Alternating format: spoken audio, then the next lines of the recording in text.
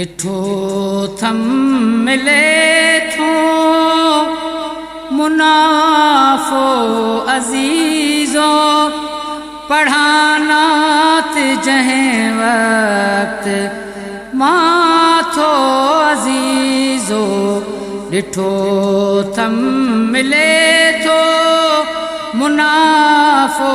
अज़ीज़ो पढ़ानात जंहिं वक़्तु माथो अज़ीज़ो वॾो शाफ़ी आहे मुदस्सिर मुज़म्मिल हथ में पकईंदो मिठो मीर मुरसल घड़ी मुंहिंजो झलिजो जनाज़ो अज़ीज़ो पढ़ानात जंहिं वक़्तु माथो अज़ीज़ो ॾिठो थम मिले थो मुनाफ़ो अज़ीज़ो पढ़ानात जंहिं वक़्तु माथो अज़ीज़ो हबीब ने जे दररी न दर घुर्जे कंहिंजो हबीब ने जे दररी न दर घुर्जे कंहिंजो कजे लोक सां जे बयां हाल पंहिंजो वमन में थिए थो इज़ाफ़ो अज़ीज़ो पढ़ानात जंहिं वक़्तु माथो अज़ीज़ो ॾिठो थम मिले थो मुनाफ़ो अज़ीज़ो पढ़ानात जंहिं वक़्तु माथो अज़ीज़ो खणी आया पुतलो बराबर ख़ता जो खणी आया पुतलो बराबर ख़ता जो चवे सब को आशिक नबी खुदा जो वञा इन तरह मां सुञातो अज़ीज़ो पढ़ानात जंहिं वक़्तु माथो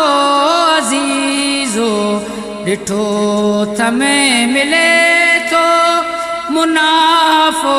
अज़ीज़ो पढ़ानात जंहिं वक़्तु माथो अज़ीज़ो हयाती समूरी तजुर्बन में गुज़री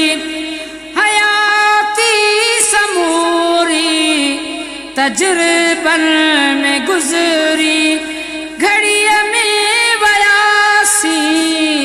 पंहिंजन खां बि विसरी नसाणी करीमल सवा को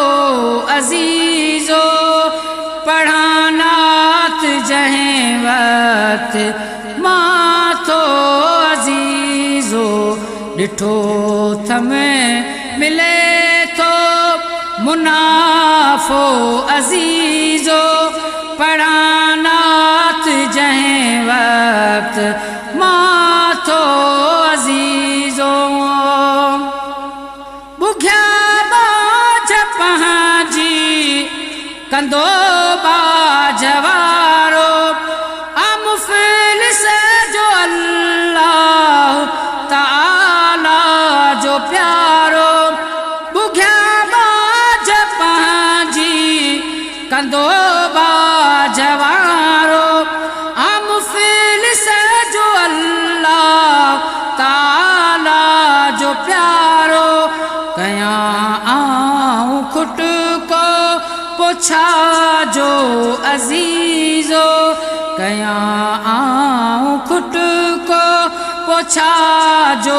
अजीजो पढ़ानात जहें वक्त माथो अजीजो डिठो थम मिले थो